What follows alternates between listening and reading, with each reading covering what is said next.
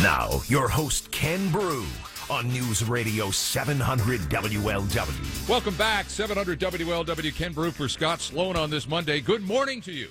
I hope so far it's been so good. Over the weekend, actually the end of last week, things got interesting in Washington, D.C. with regards to politics.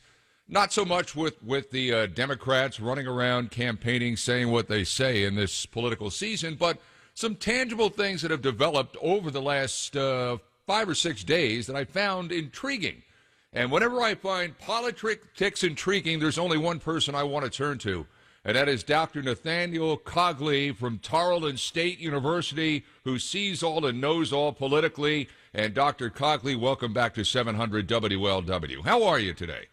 I'm good. Thanks for having me, Ken. Let's talk a couple of things here first and foremost. The president, although he said it's more of a back burner thing, wants to explore the possibilities of purchasing Greenland, saying that the Dutch are losing about $700, $800 million a year carrying this country. What in God's green earth would he want Greenland for?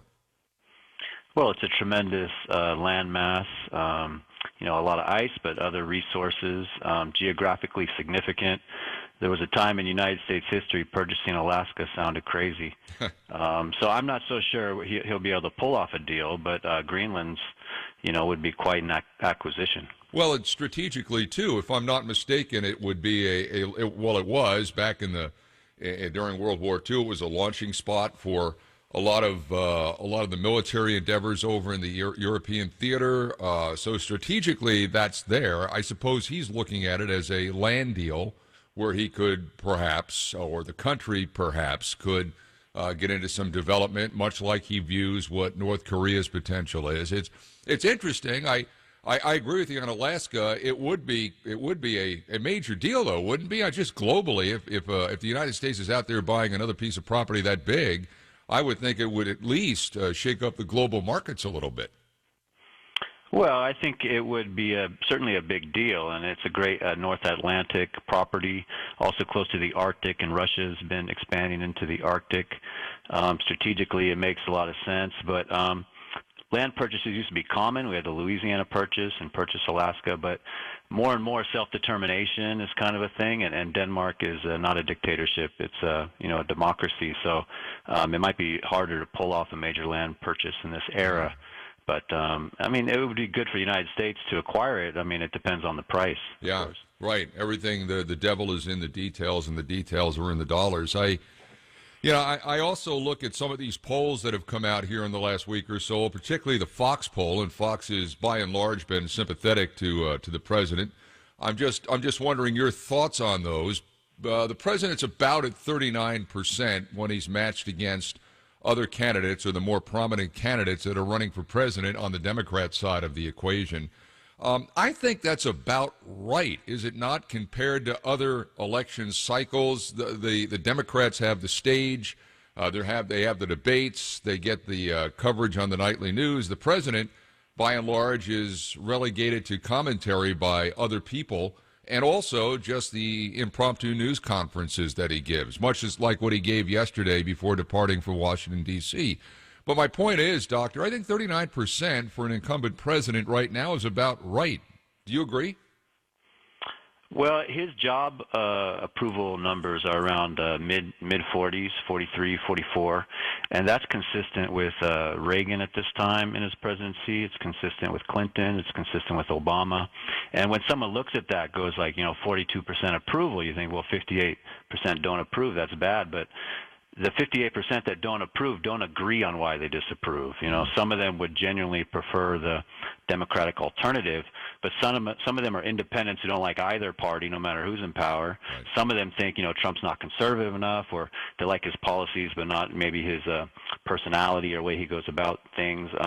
So it's actually decent numbers for him at this point, and kind of normal that we've seen in some two-term presidencies. Is it too simplistic to say, hey, his approval rating's at 45%, all he needs is another 5%, and he's home in 2020? Does it work that way, or is that too simple? Oh, that's too simple. We have an electoral college system that's governed by the 12th Amendment, and this is a state-by-state issue with certain electoral votes. So you really have to pay attention to the states and how many electoral votes a state is worth.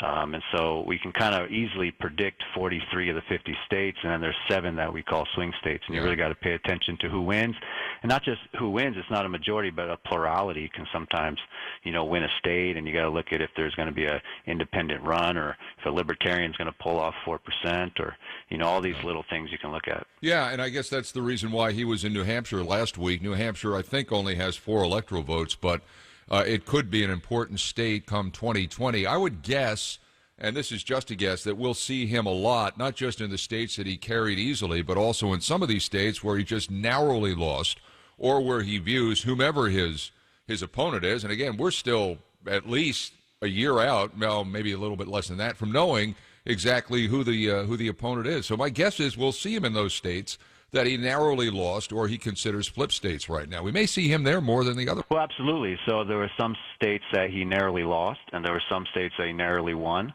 All those are at play again. So something like New Hampshire, he only lost by 0.37%. So you can imagine he's going to go there and try to compete, but you're also right, that's only 4 electoral votes. Minnesota, he lost by 1.5%. Nevada, he lost by 2.4%, and Maine by 2.96%. But he barely won Michigan, Pennsylvania, Wisconsin, Florida. All those are very close. So, yeah, he's going to try to extend the map into the places he barely lost last time, but he's also going to have to defend some of these Rust Belt states that he barely won. Now, the Democrats have the possibility of gaining more than he has to gain, but, of course, he's the incumbent. He won last time. If he can just repeat his performance last time, that would be a victory. Dr. Nathaniel Cogley, Tarleton State University, is with us here on 700 WLW. Doctor, what did you make of this reported meeting between Harry Reid and Mitt Romney? Some are saying they are strange bedfellows considering what happened in 2012, but what's Romney's problem? Is he bitter? Is he jealous? Does he really think that Trump is bad for this country? I mean, as you analyze him as a political figure right now, what do you think this guy's up to? Well, there's 2 people here. So there's Harry Reid and Mitt Romney. I think Harry Reid's trying to get attention, be relevant again. He stepped down as majority leader.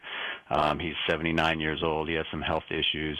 And so he's trying to, be relevant. And this article in the Daily Beast is kind of trying to get him some attention. He actually references a meeting he had with Mitt Romney in February 2018. So this meeting would have been a year and a half ago, and I'm not sure the context of it. But you're right, they were rivals, and Harry Reid had accused Romney of not paying taxes during Romney's run for president. But yeah, Romney is difficult for President Trump because there's clearly an antagonistic relationship with the president, and now Romney's a senator. And so right now the Republicans have 53 in the Senate. And looking up into this new Senate cycle, I can predict that the Democrats are going to gain 2 seats, and the Republicans will probably have a 51% majority in the Senate for the next cycle. But any Republican senator who has an antagonistic relationship with President Trump gives Trump a little difficulty, because if he's trying to get things through the Senate, he's only got 51 Republican senators, and 1 or 2 have an antagonistic relationship. That's going to be trouble for him. And there seems to be some sort of animosity between Romney and Trump. Romney has complained about the president's style, and Trump has hit back and said Romney blew an election he should have won. So the Romney story is going to continue into the future. I don't think Harry Reid is, very relevant anymore. Never a dull moment, right, Doc? Oh, that's right. Well, politics is fun, and this cycle is going to be especially fun. Trump's been good for just political theater, political attention. It's a very fun time to follow American politics for sure. Dr. Nathaniel Cogley, we always appreciate your time here on 700 WLW, as we do on this day. Thank you, sir. Thanks so much, Ken. Appreciate it.